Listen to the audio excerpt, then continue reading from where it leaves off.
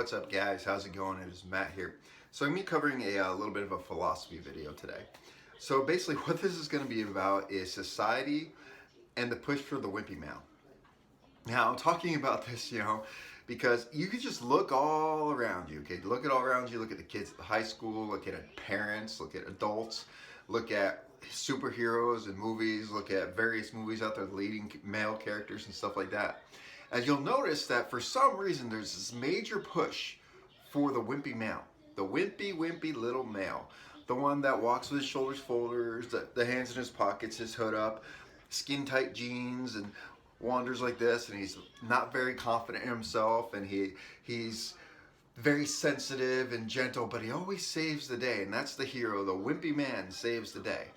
And it's pushed so hard that a lot of kids, if you look at it today, you'll see them dressing the same way, acting the same way. Even adults, you'll see them acting the same ways, with like their skin tight jeans, their pastel colored shirts, or their gray hoodies, their shoulders forward, their lack of confidence, little Converse shoes on, walking and barely pulling it up, having their pants down around their butts. And it's really, it's wimpy. It's making men look wimpy, making them act wimpy. Showing that lack of confidence is the right way for a male to be. And alpha males are bad. You don't want to be alpha males. For some reason in all these hero movies and everything else, the superhero or the bad guy is always the alpha male, and the hero who saves the day is always the wimpy beta male. That's how it always seems. Look at like Spider-Mans and stuff like that, and just randomly, it's freaking annoying. It absolutely annoys me. Now, keep in mind, I love a good movie every now and then. Like, I love certain characters. Like, I love Punisher character. It's a military thing. I love the Punisher character. Look at the modern day Punisher. I think acting wise, he's one of the baddest Punishers we've ever had. One of the most badass Punishers that's out there. But here's the thing. How is he portrayed?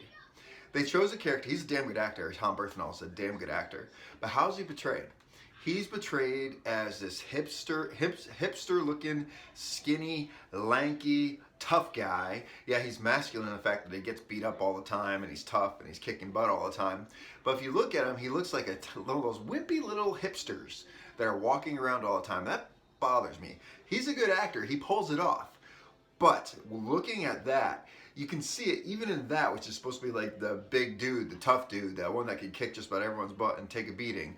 Even that dude, that character, the Punisher, has turned into that wimpy kid. But for some reason, that wimpy kid that's, thinner than a twig, that can, all this other stuff, that little tiny guy can take a beating, which in reality, that guy would break too easily, be too fragile to actually play a role like that in real life, actually be a role like that in real life.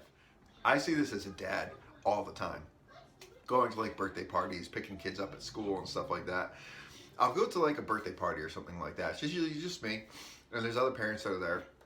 And it's common courtesy for me, and you walk up to someone, you shake their hand, and you introduce yourself. No big deal. Most people are like that. You do that in these places, and first thing is that you look at all the parents in these places, at least in this area, this is a very liberal area, I guess you could say. Very vegan, liberal area that I live in out in this part of the country.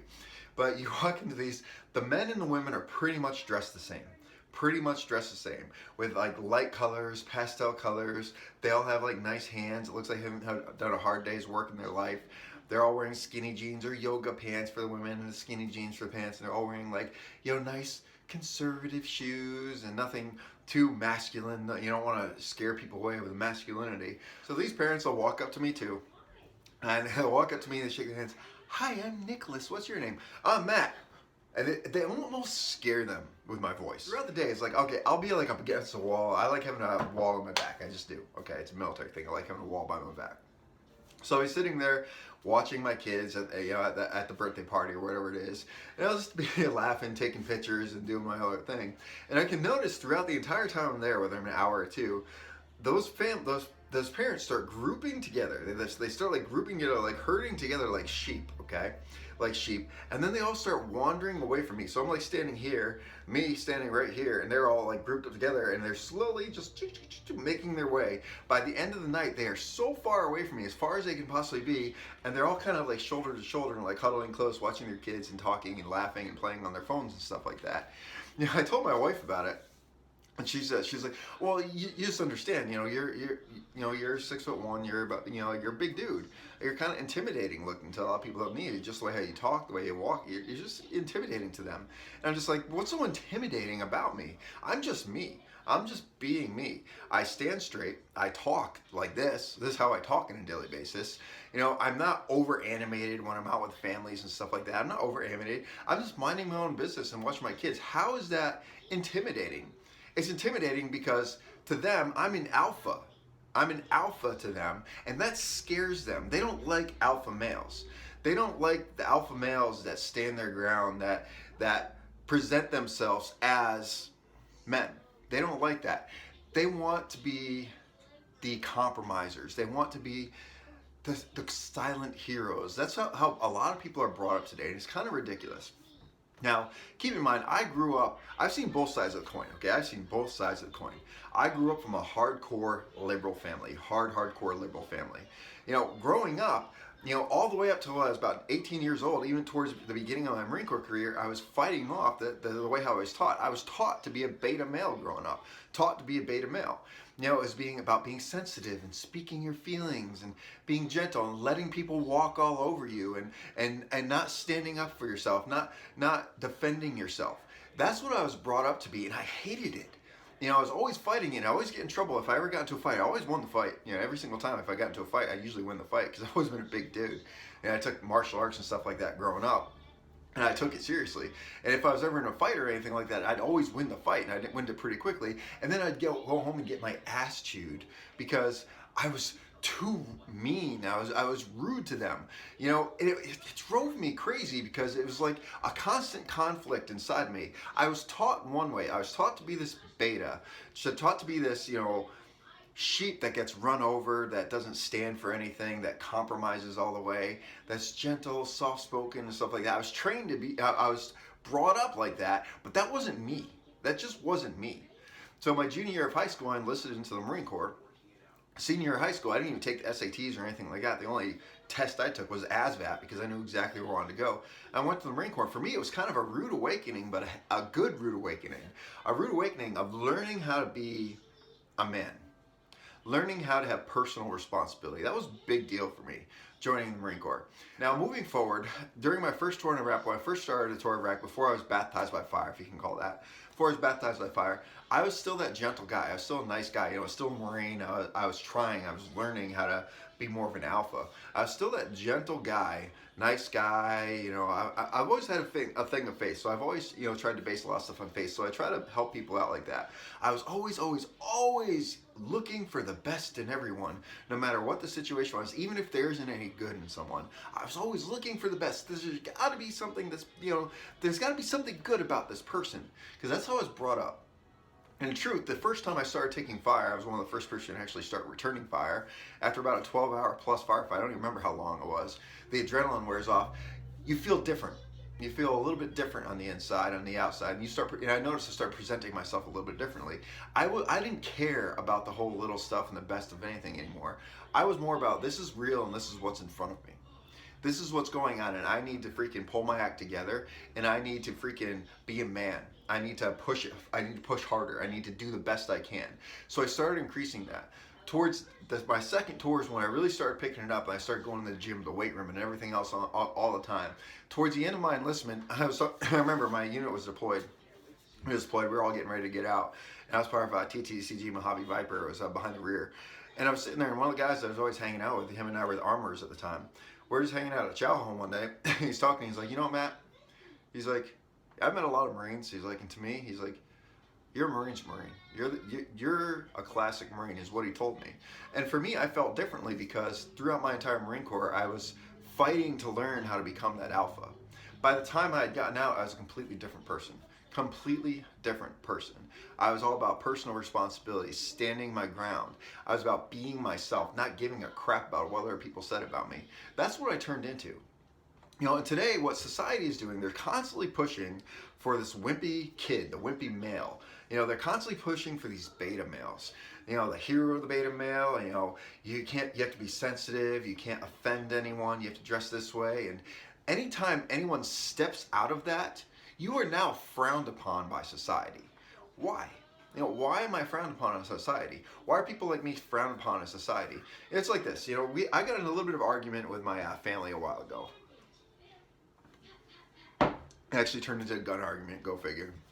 I was talking about defense. And I remember specifically what my father said to me on the phone this one day. He said, you know, Matt, we raised you a certain way. We brought you up a certain way. Then you went to the military and something happened to you. I don't know what it was, but something happened and I don't understand it. What made you change? I kind of get a little ticked. And I said, what changed is I grew the hell up.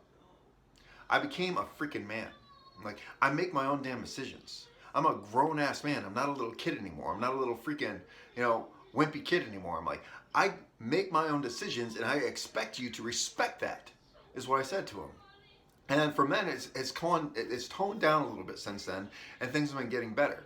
And like, for them, it's like I was still this little wimpy kid that they raised, and they were confused because I turned from this wimpy liberal to this freaking hardcore gung-ho conservative guy that's all about weightlifting, bodybuilding.